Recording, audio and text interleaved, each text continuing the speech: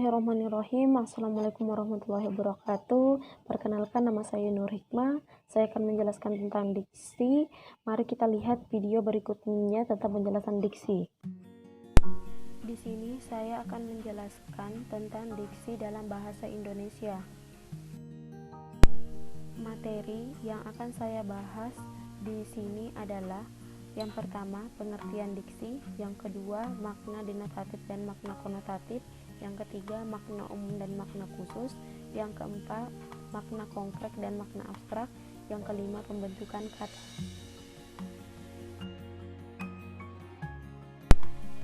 Yang pertama yang akan saya jelaskan adalah pengertian diksi. Diksi adalah ketepatan pilihan kata atau penggunaan ketepatan pilihan kata ini dipengaruhi oleh kemampuan pengguna bahasa yang terkait dengan kemampuan mengetahui, memahami, menguasai, dan menggunakan sejumlah kosakata aktif yang dapat mengungkapkan gagasan secara tepat sehingga mampu mengkomunikasikan secara efektif kepada pembaca atau pendengarnya. Diksi menurut Kamus Besar Bahasa Indonesia adalah pemilihan kata yang memiliki makna tepat dan selaras atau dalam penggunaan memiliki kecocokan dalam pengungkapan gagasan dengan pokok pembicaraan peristiwa dan hayalan pembaca atau pendengar pilihan kata. Menurut Goris Kraf, didefinisikan diksi dapat dibagi menjadi dua, yaitu yang pertama, diksi adalah pilihan kata atau mengenai pengertian kata-kata mairah yang digunakan untuk menyampaikan suatu gagasan, pengungkapan yang tepat, dan gaya penyampaian kata yang lebih baik sesuai situasi. 2. Pengertian diksi merupakan kemampuan membedakan secara tepat nuansa-nuansa makna dari gagasan yang disampaikan dan kemampuan untuk menemukan bentuk yang sesuai dengan situasi serta nilai dari suatu rasa yang dimiliki kelompok masyarakat pendengar dan kata pembaca. Yang kedua, makna denotatif dan makna konotatif. Yang pertama, makna denotatif adalah makna yang sebenarnya dari suatu kata atau kalimat. Contoh makna denotatif. Yang pertama, Pak Ahdi adalah seorang yang gemar membantu, karena itu dia disukai banyak orang. Yang kedua, Basir mesti bekerja keras untuk mendapatkan nilai yang lebih baik. Dari contoh kedua ini terdapat kata gemar membantu yang menunjukkan makna denotatif atau sebenarnya. Begitu pula contoh yang kedua yang terdapat bekerja keras yang ia menunjukkan makna denotatif atau yang sebenarnya. Selanjutnya, makna konotatif. Konotatif adalah kata atau kalimat yang memiliki arti bukan sebenarnya atau kiasan. Contohnya Alif seorang kutu buku, itu sebenarnya ia banyak tahu tentang berbagai hal. Yang kedua, Ibu Rahimah suka berinvestasi sejak dulu. Tahun ini ia mendapat durian runtuh. Dari kedua contoh ini terdapat kata kutu buku yang menunjukkan konotatif atau kiasan. Begitu pula contoh yang kedua yang terdapat durian runtuh yang menunjukkan konotatif. 3. Makna umum dan makna khusus. Ketepatan kata juga berkaitan dengan penggunaan kata umum dan kata khusus. Pesan pidato biasa menggunakan kata umum dan kata khusus. Jika ini memperoleh ketepatan pengertian pada pendengar, seseorang pembicara sebaiknya memiliki kata khusus daripada kata umum, karena kata umum lebih abstrak dan tidak jelas. Makna umum dan makna khusus. Makna umum adalah kata-kata yang memiliki makna dan cakupan pemakaian yang lebih luas. Kata-kata yang termasuk kata umum disebut dengan hipernim. Contoh makna umum adalah kata ikan memiliki acuan yang lebih luas daripada kata mujair dan lele. Ikan tidak hanya mujair atau lele, tetapi ikan terdiri dari beberapa macam, seperti gurame, sepak, tuna, baronan. Contoh kata umum: melihat, mendatangi, membawa, mencintai, peliharaan, dan indah. Contoh kalimat umum: Hafiz disuruh ibu memangkas rumput yang sudah tinggi di halaman belakang. Contoh kalimat ini terdapat kata memangkas yang menunjukkan makna umum, Selanjutnya, makna khusus adalah kata-kata yang ruang lingkung dan cakupan maknanya lebih sempit atau disebut dengan hiponom. Contoh makna khusus adalah yang acuannya lebih khusus disebut kata khusus seperti gurame, tuna, lele, dan barongan. Contoh kata khusus: menyaksikan, mampir, singgah, mengangkat, menggendong, menyayangi, mengasihi, kucing, kelinci, cantik, dan menawan. Contoh kalimat khusus: Adil memikul karung beras yang lebih berat. Kata memikul pada kalimat ini menunjukkan makna khusus. Yang keempat, makna konkret dan makna abstrak. Makna konkret mempunyai referensi objek yang dapat diamati, sedangkan makna abstrak mempunyai referensi berupa konsep. Contoh konkret dan abstrak. Contoh makna konkret: APBN RI mengalami kenaikan 15%. Kata 15% ini menunjukkan makna konkret. Dan contoh makna abstrak: kebenaran pendapat ini tidak perlu tampak. Kata kebenaran ini menunjukkan makna abstrak. Pemakaian dalam tulisan tergantung pada jenis atau tujuan penulisan. Karangan berupa deskripsi fakta menggunakan kata konkret, seperti hama tanaman penggerek, radang paru-paru, virus HIV. Tetapi karangan berupa klarifikasi atau generalisasi sebuah konsep menggunakan kata abstrak, seperti pendidikan usia dini, bahasa programan, high text atau HTML.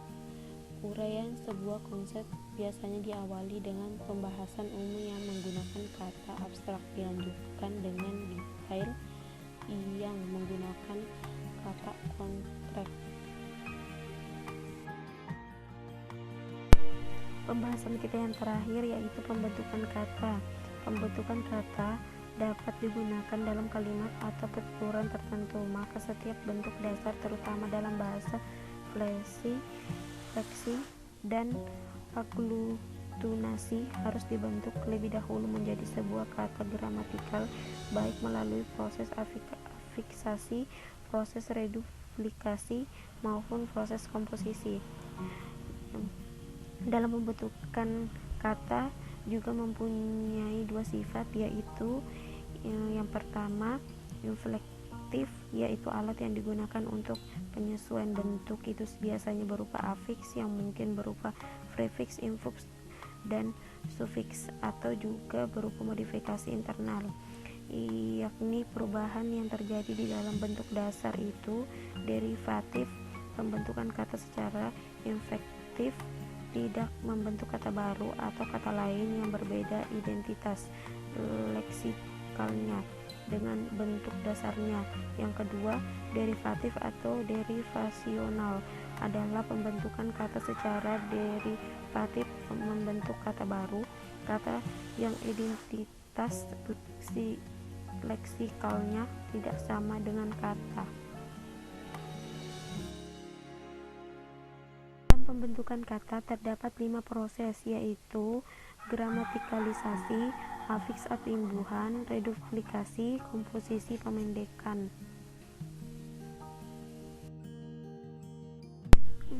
Yang pertama yang akan kita bahas dari proses pembentukan kata yaitu gramatikalisasi. Proses gramatikalisasi adalah proses perubahan tataran dari morfem ke kata, yang dalam tataran sintaksis merupakan perubahan tataran pertama. Tidak semua morfem dengan sendirinya dapat langsung berubah menjadi kata, seperti morfem berterke dan sejenisnya. Yang tergolong morfem terikat tidak dapat langsung menjadi kata, seperti halnya juang tidak dapat langsung menjadi kata karena juang termasuk morfem terikat. Sedangkan rumah dapat langsung menjadi kata karena dapat berdiri sendiri dan bermakna.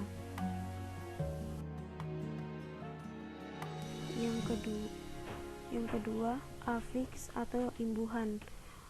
Afiks adalah satuan terikat atau seperangkat huruf tertentu yang apabila ditambahkan pada kata dasar akan mengubah makna dan membentuk kata baru. Afiks tidak dapat berdiri sendiri dan harus melekat pada satuan lain seperti kata dasar. Istilah afiks termasuk prefiks, sufiks, infiks, dan konfiks. Afiks terdiri dari 4, yaitu awalan, imbuhan yang melekat di depan kata dasar untuk membentuk kata baru dengan arti yang berbeda. Contohnya ber, se, dan ke. Contoh katanya berlari, seekor, dan berjalan. Akhiran, afiks yang melekat di belakang kata dasar untuk membentuk kata dengan arti yang berbeda.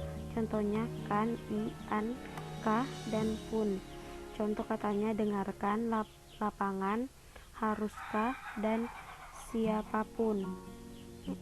Yang ketiga, sisipan adalah yang diletakkan pada tengah-tengah kata atau ditambahkan pada kata dasar yang akan mengubah makna dan membentuk kata baru.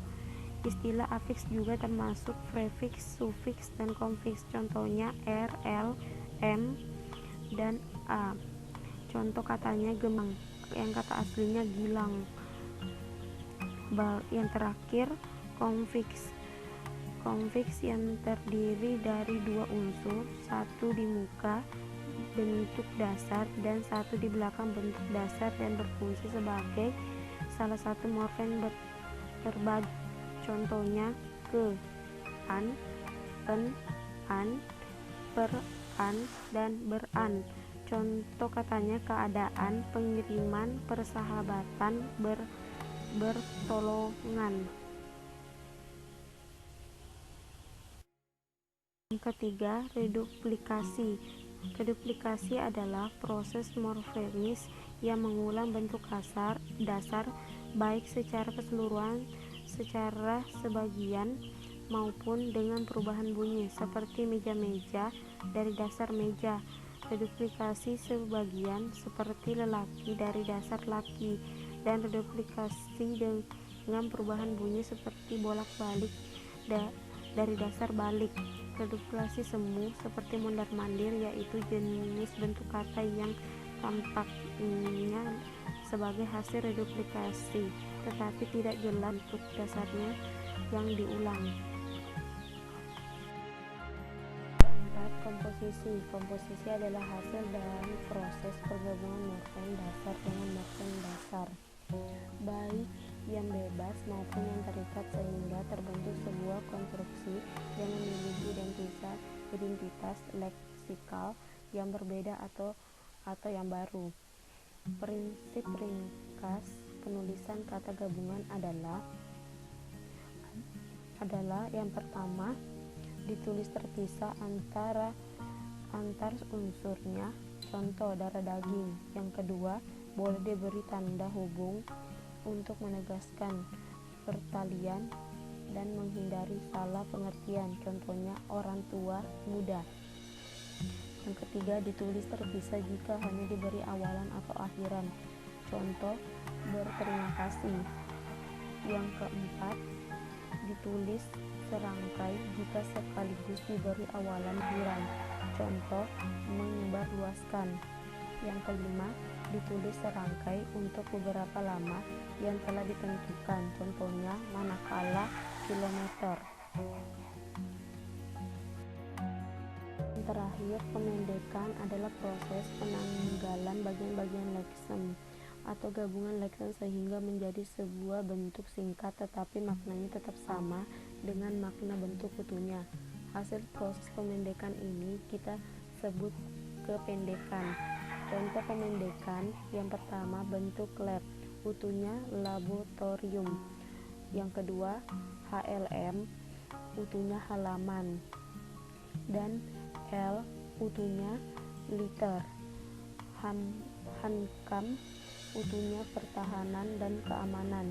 SD, utuhnya sekolah dasar.